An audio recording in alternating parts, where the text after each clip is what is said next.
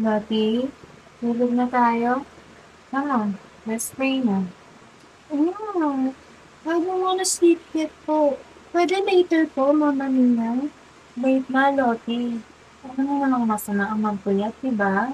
Pero Nina, how about another story po? Mas na, please. One last story, okay? Tapos magpe-pray na tayo at matutulog. Apo. Anong story ba ang gusto ng Lottie? A story about you and Grandpapa po. Thank you, Nuna.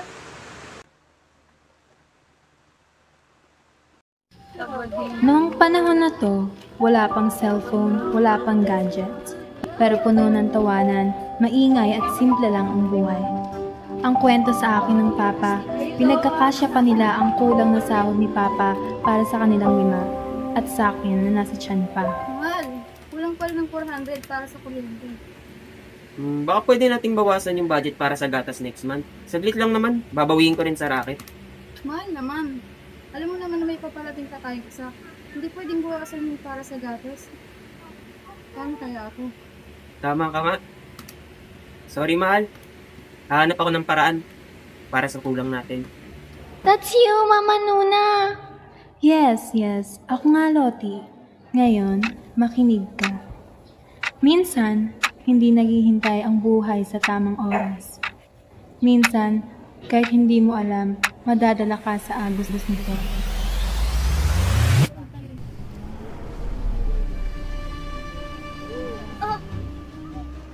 Mahal! Manganak na ako! Oh my God, mahal na lang. Tara na! Mahal, ano ba? Nasabi na ba nila sa'yo na sa araw na pinanganak ka, naghahalo ang kaba? Pero sa gabing iyon, kaba lang ang naramdaman ng Sa Papa. kaligtas sila ng anak ko. Sana kaya yun ang asawa. Wala lang ako iba, piling ko ngayon.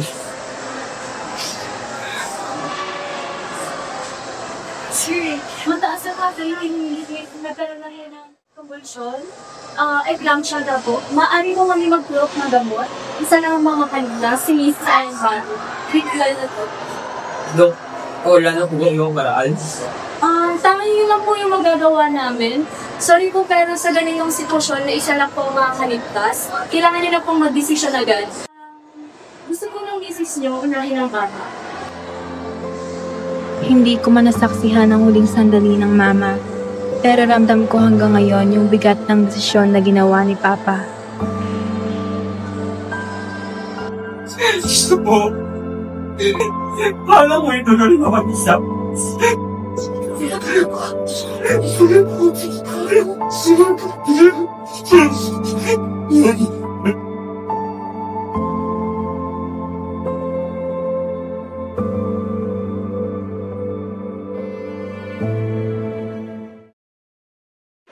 Wala pang isang buwan noong pinanganak ako, pero kinailangan ng maghanap ni Papa ng trabaho.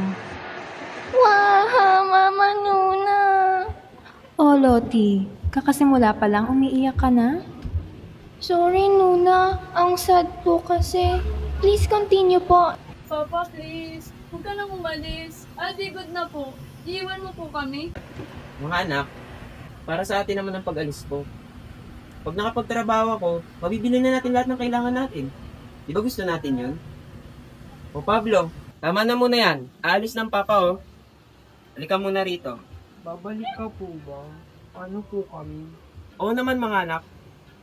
Bago nyo pa mamalayan, nandito na ulit ako. Alagaan naman kayo ng tiyasita nyo eh.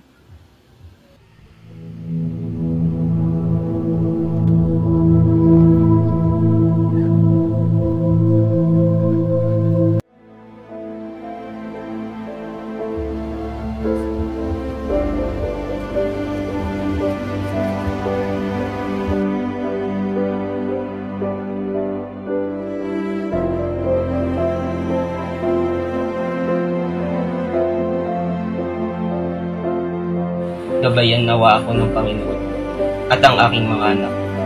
Babalik ako nang may nakakain kami at masaya.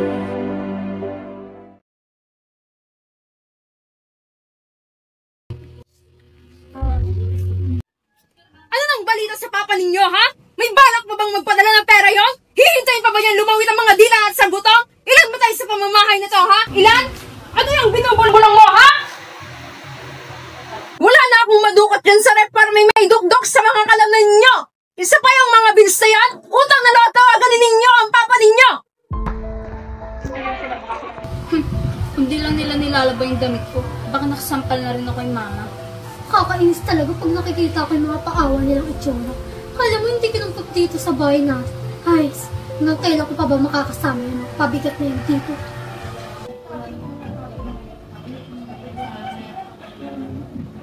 Paano to? Walang wifi. Sa harap po ninyo tawagan ng tatay ninyo. Subukan yung magsumbong at makakatikim ulit kayo sa akin. Tita, wala na nga tayong internet, di ba? Pinaputol nyo na. Ano bang silbi ng mga kukote ninyo, ha? Malamang magpanood kayo ron. Pero saan naman po kami kukuha ng pera? Tipay, tama na yan. Pumunta kayo ron sa tindahan at mangutang. Wala na nga kayo ibinabayad sa pamamahay nito. Mga wala pa kayong silbi. Magsigilos kayo. Tara na nga. Gusto tayo.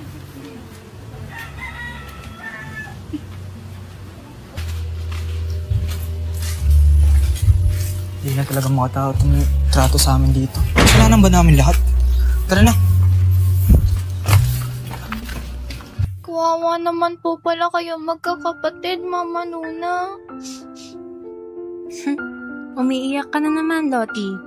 Sinanay na lang namin ang sarili namin nang naging sunod-sunod na ang pananakit ni Tia Sita kapag hindi sapat ang naipapadala ni Papa. Nalaman po ba ng Papa niyo yung ginagawa ng tita niyo sa inyo? Hindi pa ng mga panahon na yon, Lottie. Wala kaming lakas ng loob para magsumbong. Inakala rin na wala na rin namang pakialam sa amin si Papa, kaya bakit pa kami magsusumbong? Eh di, ano po ang nangyari sa Papa niyo? Nalungkot si Papa dahil doon. Hindi ko maalala kung mayroon bang pagkakataon kung kailan namin natanong si Papa kung kamusta siya roon. Akala ni Papa, tinalikuran na namin siya. Hindi niya alam, sa kabila ng telepono ay nasa impyerno ang mga anak niya.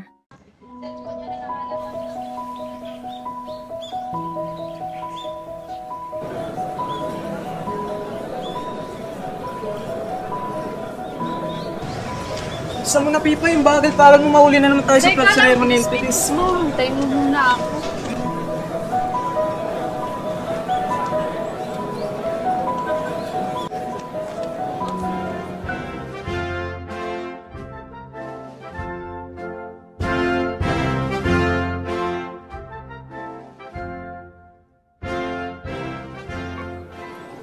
Matalino ang mga ate at kuya ko noon. Pero dahil walang magulang ang gumagabay sa amin, walang nagturo sa amin kung paano gumawa ng tamang desisyon. Baba, Pipay, masipag na naman tayo, ha? Kaso, masipag din iwaldas si tita. Teka nga, saan mo ba kinukuha yung mga puhunan mo? Ha? Kinukuha ko yun sa drawer ni Tia Sita. Galing naman yun sa pinapadala ni Papa eh. Kaso di sa amin napupunta. Pag umis-tuli ka mga Pipay, kunin mo na lang yung mga kinikita mo kasi sa mga walang kwentang bagay. Kaya nung naglilitaw yung business mo eh. Hindi ka alam ng mga kapatid mo may business ka. Para saan ba? Mahihiyakin pa sila yung binawasakat para sa akin. Ngunit na malaman pa eh. Nasanay na rin si Kuya Jandel na kumuha ng kumuha sa pinapadala ni Papa. Para kasi sa kanya, hindi siya iiwan ng girlfriend niya basta maibigay niya ang lahat. Hindi tulad ng ginawa ni Papa. Ano yan, Kuya? May pambili ka ng ganun para sa girlfriend mo, pero pasalubong kay Margaret, kinapipikunan mo? Bakit? Nukupitan mo na naman ba si Papa? Ano ba pakialam mo? Pinapakailaman ba kita? Kuya, pera ni Papa yun. Kung tayo mo, kala mo ikaw nagtatrabaho para sa pera na yun. Bakit? Para sa atin naman yung pera. Nasa sa atin na yung paano natin gagamitin. At saka, as if naman may pakailam kayo, di ba? Ano na yan si Papa? Si Tito Pablo po ba nag-try na rin pong kumuha sa remittances ng Papa niyo? Hindi, Lottie. Pero dahil nga hindi maganda ang trato sa amin ni Tia Sita noon, gumawa siya ng paraan para makakain kami ng maayos. Kahit pa ikakapahamak ng buhay niya. Boss, kapag kailangan mo ulit, tawagan mo lang ako ah. Kailangan ko kasi talaga ng pera. Bata ka pa, Pablo. Ba't pinili mo yung ganitong buhay? Wala akong cheese. Kailangan kong kumapit sa patalim para sa mga kapatid. Payo ko si Pablo. Hanggat maaari, tigilan mo tong ginagawa mo. Kilala kita. May kapatid ka. Huwag mo akong gayahin. Wala na akong pinanguhugutin sa mundong ito. Nalikuran ni Kuya Pablo yung gawain niyang yon. Nagsimula si Kuya na gumawa ng pagkakakitaan gamit yung nakakalakal niyang basura. Mas maliit ang nakukuha niyang pera dito kaysa sa dati niyang gawain, pero para sa kanya, mas magaan sa loob ang magpulot ng basura kaysa sa bigat ng konsensya.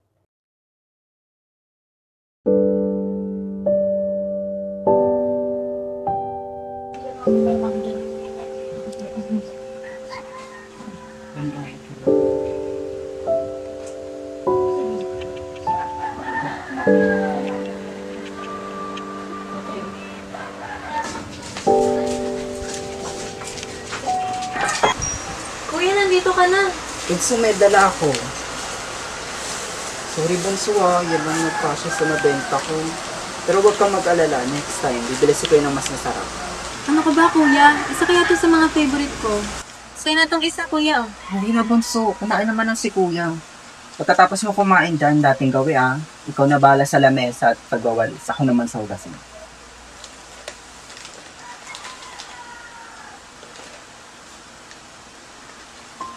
Kuya, thank you sa lahat Alam ko namang wala ka pang kain Gusto mo lang ibigay sa akin lahat. Nakikita ko lahat ng sacrifice mo, Kuya.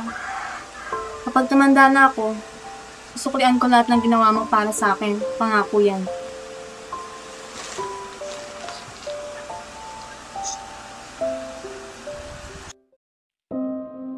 Nang katagalan, nakasanayan na namin magkakapatid na hindi na lang nagsasalita at sumusunod na lang kay Tia Sita. Pero dahil doon, hindi na rin kami nag-uusap, na parang hindi kami magkakampi sa bahay. Ang Kuya Jandrel, laging nasa labas. Ang Ate Pipay naman, kung minsan gabi na rin umuwi. Ang pakiramdam ko noon, kami na lang ni Kuya Pablo ang magkakampi.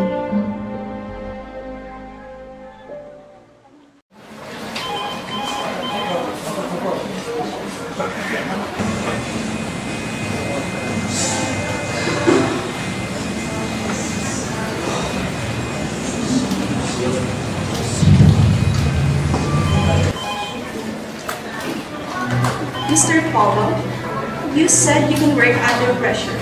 I can only see the pressure and not the work. Keep working now.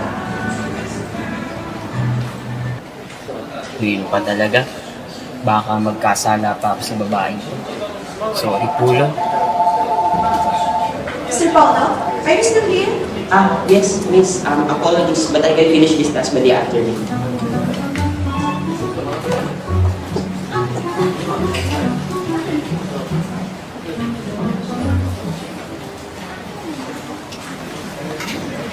Parang sa bukas, makakapagdala namin.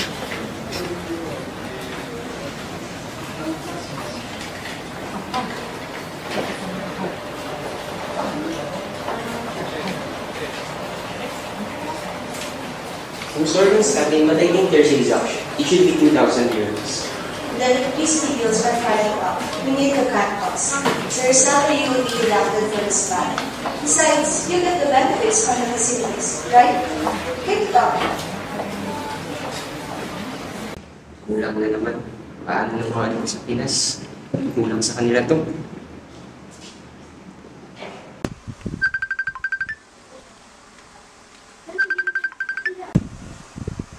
Hello po.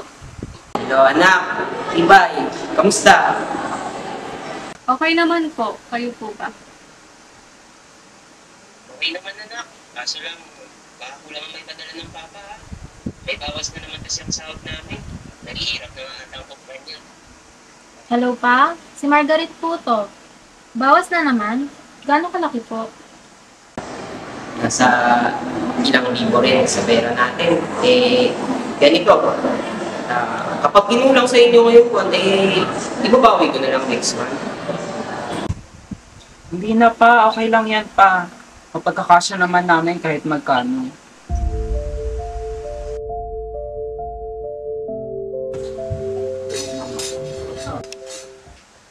Oh, kulang na naman ang pera pinapadala ng tatay ninyo?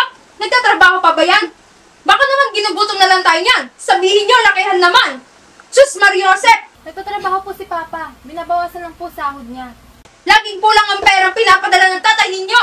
Mga anak ko, hindi makabili ng school supplies. Si Erilyn, hindi makasama sa field trip dahil kulang na nga, nakikihati pa kayo. Sandali po, Tia. Parang hindi naman po yata tama yan. Tumutulong kami dito. Sinusunod namin kayo. At pera naman po ni Papa ang pinagkukunan namin ng panggastos para sa school. Huwag naman po ganon. Eh sa kulang na nga ang pera pinapadala ng tatay ninyo, wala naman kami magagawa. Hindi kami magtatrabaho para lang sa inyo. Tumigil na kayo sa pag-aaral. Mahirap pagkasyahin ng pera sa ngayon. Pero hindi po ba sa amin naman po talaga nakalaan yung padala ni Papa? Magkukulang lang po yun kasi kasama kayo. Ano, Margaret? Makasarili ka na? Pasalamat nga kayo at tinumpak namin kayo dito. At dapat na may hati kami sa pera na yan. Dahil nakikita lang kayo sa amin. Noon ko na lang naramdaman na hindi na talaga kami pamilya sa kanila. Kuya, inaantok na po ako. Matagal pa kaya si Kuya? Hindi ko alam eh. Pero kailangan na talaga natin mag-usap. Pagod na ako sa bahay natin. Gusto ko nang umalis tayo.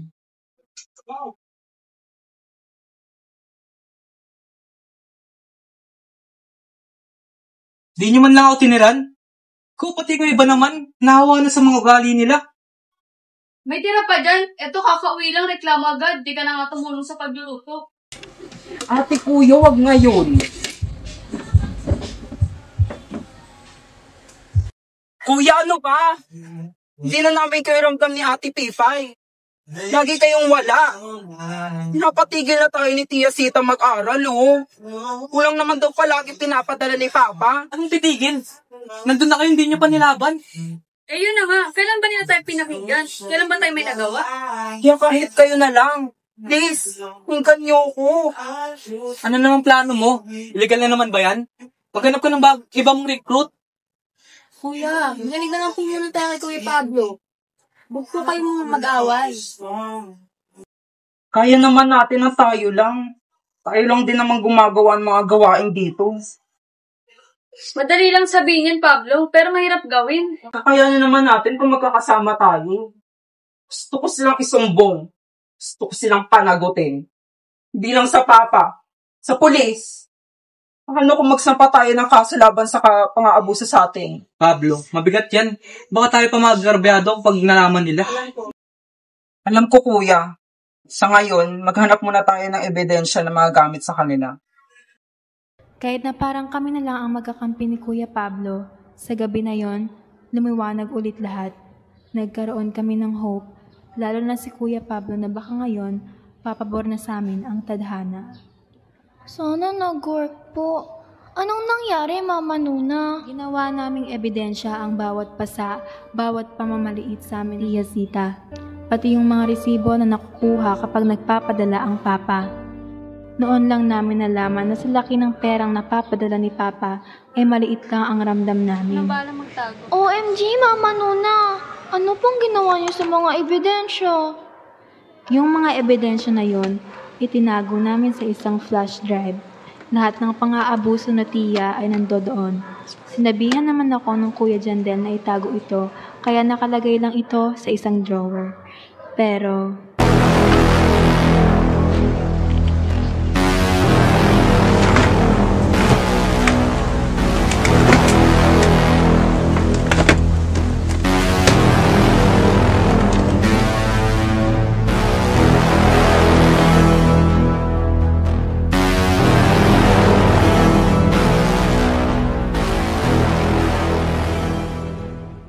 Darlene! Ano yan? USB? Hindi ko alam. Anong USB? Iba yun. Flash drive to. Tara nga. Kaya. Tara nga. Tignan natin.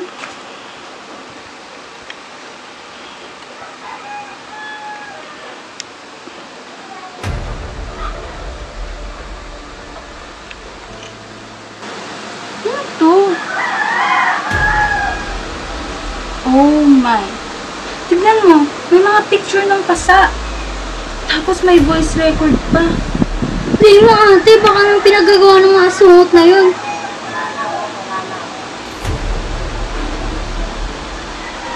Hala, hindi ba boses ni mama to? Sinasabi na nga ba, magsusumbong silang 4 kaya nakarecord si mama dito. Pinipicture lang pa talaga yung mga pasa nila. Mama! Galit na galit sila nang malaman nila ang plano namin na ipakulong sila. Kahit ang Kuya Jandel at Kuya Pablo na palaban ay wala nang nagawa. Hindi namin inaasahan na ganun ang mangyayari. Mama Nuna, kawawa po pala talaga kayo sa kanila. Siguro po galit na galit si Grandpapa po kasi ganun po sila. Pupunta tayo dyan mamaya.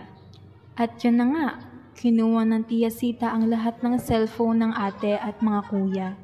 Pinagbawalan kaming lumabas ng bahay at makausap ang kahit sino.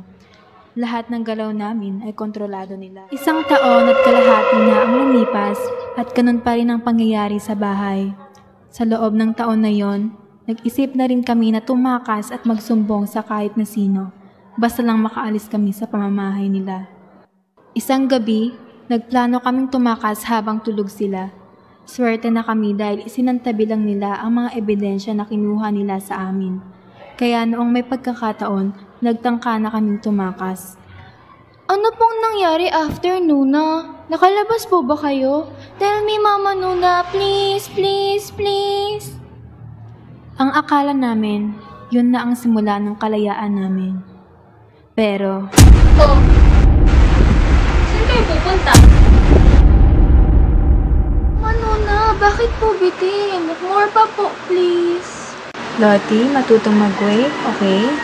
Gusto mo ba talagang matapos ang story? Of course, Nuna. Let's finish the story po and I'll pray and sleep na.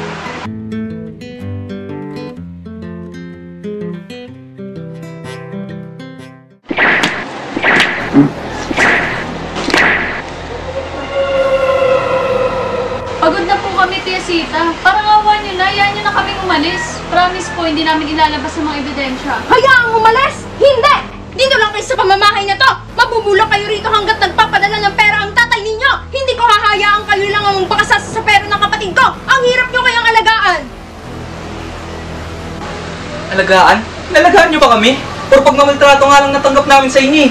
Kung saktan nyo nga kami, parang di nyo kami kadugo. Wala kang utang na loob!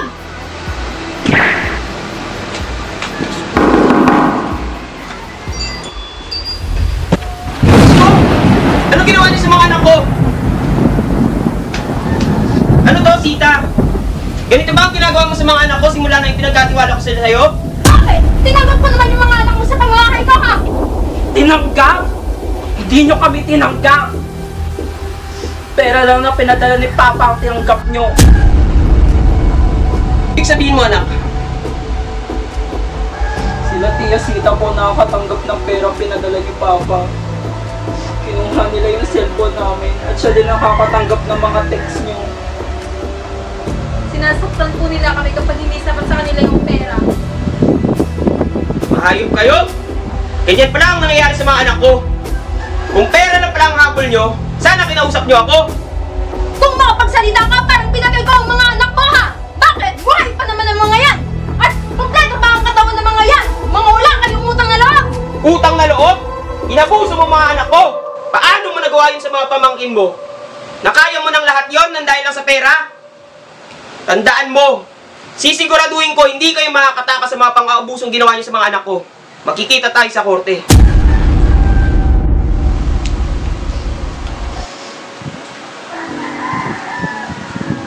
Ipay, Jandel, mga anak, nakauwi na si Papa. Hindi niyo ba namiss si Papa? Kami pa, namiss niyo ba kami? Parang iniwan niyo na talaga kami. Palagi, anak. Mahirap sa akin ang kumain ng mag-isa na wala kayo sa tabi ko. Masakit sa akin ang matulog na hindi naririnig ang mga boses ko. Mahirap sa akin na wala kayo sa akin. Malayo kayo. Masakit man ang katawan ko mula sa trabaho. Mas masakit sa akin na malayo kayo sa akin.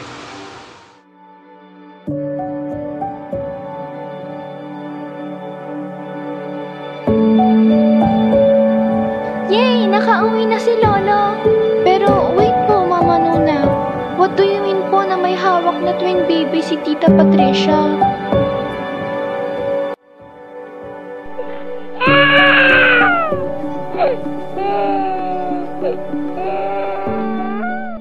But, paano mo nalamang nandito ako? Ako na nag-contact sa papa mo, Jandel, about sa situation niyo. Bigla ka kasi hindi nagparamdam after nung last ating pagkikita. Kaya nag-alala ako. Anak ba natin to? Sorry Pat sa mga pagkukulang ko. Malapit na po ba tayo sa happy ending, Mama Nuna? Oo, Lottie. Nanunuyot na ang lalamunan ko pero hindi ka pa rin nakakatulog. O siya, ituloy na natin. Hindi nyo naman talaga yung anak sa kaso. Hindi mo matagay mo kasi nila. Ang hirap mo para palakihin yung mga anak mo. Magpapasalamat ako, Sita, at pinupok mo ang mga anak ko wala.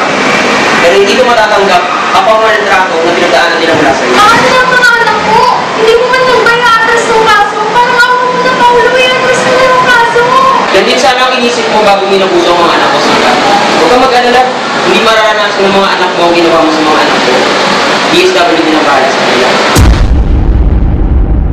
After careful consideration of the evidence, this court finds the accused Sita C. Mandaya guilty beyond reasonable doubt under Republic Act 7610. The accused is sentenced in prison mayor in its minimum period of 8 to 10 years, accompanied by penalties and the permanent disqualification of custody of the involved children. For the victims of the accused, they will receive medical treatment for the physical abuse and psychological counseling to assess further psychological effects of the abuse. Furthermore, they are given scholarships by the Department of Social Welfare and Development or DSWD to support their education. This must ensure the quality of life of the children with the supervision of the authorities. Nang marinig namin ang paghampas ng martilyo ng hukom, para kaming nabunutan ng tinik nila ate at kuya. Sa wakas, magiging masaya na kaming magkakapatid kasama ni Papa. Ano pong nangyari sa dalawang anak ni Auntie Sita?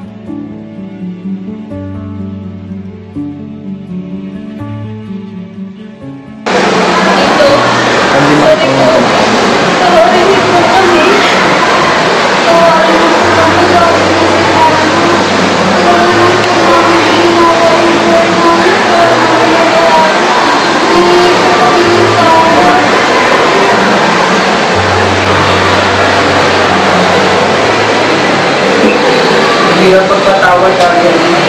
Lalo lang basta ang naranasan namin sa bahay. Pero dahil pamilya namin kayo, sa lubong magpapatawad.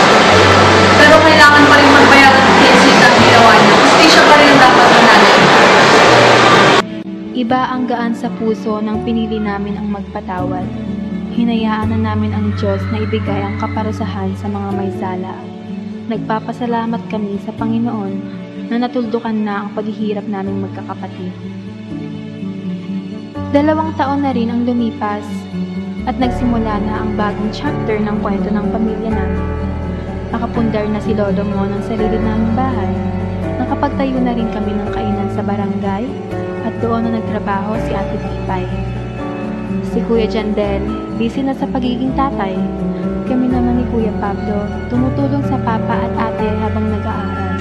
Pablo, nakikipasok na nga na isang box dyan. Pakiingatan na, puro dilata yan. Yes po.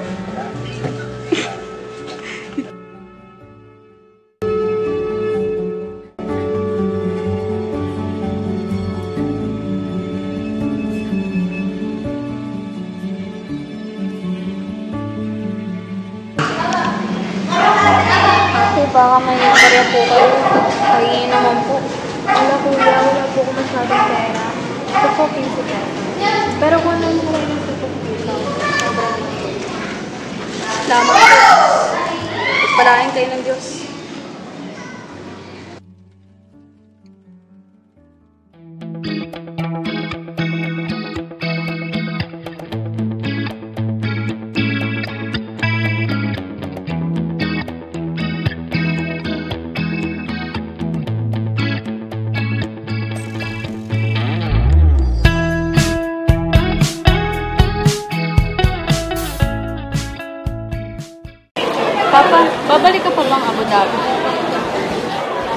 Hindi na.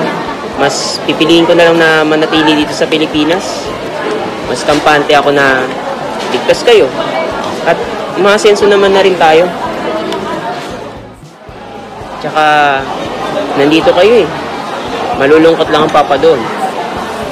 Yun no, pangabang buhay na yan pa. Kami naman mag-aalaga sa'yo, tsaka babawi ka pa kay Margaret, di ba? Oo nga pa. Sigurado yan. Namiss ko naman kayong lahat eh.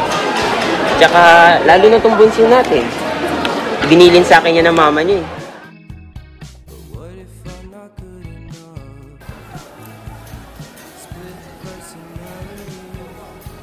Oh, linisin ang lamesa bago umalis ha. Malinis yan nang dumating tayo.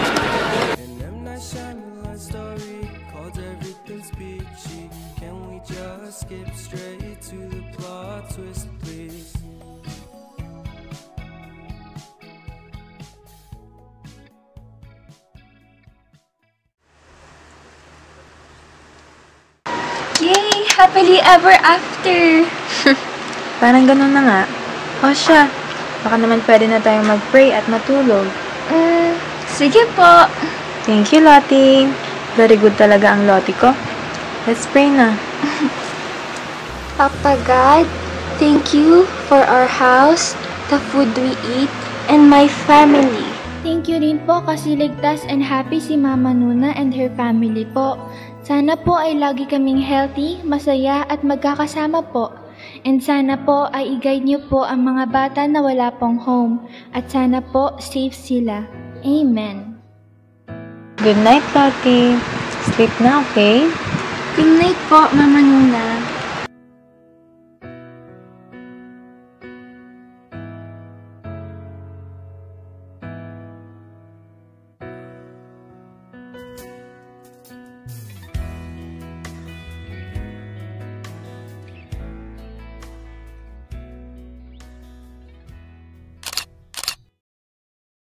Bawal ngiti. Magtatrabaho lang si Papa. Bago niya pamalayan. Ilan? Mamaya na Action. Maghanap na lang tayo ng ebidensya na laban sa kanila. Magagamit natin yan. Okay lang dito, man.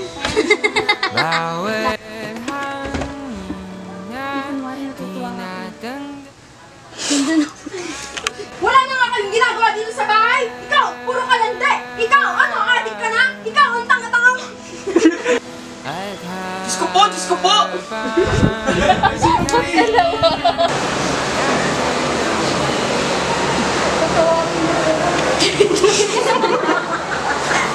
Our food and my family. Dalangin wag sa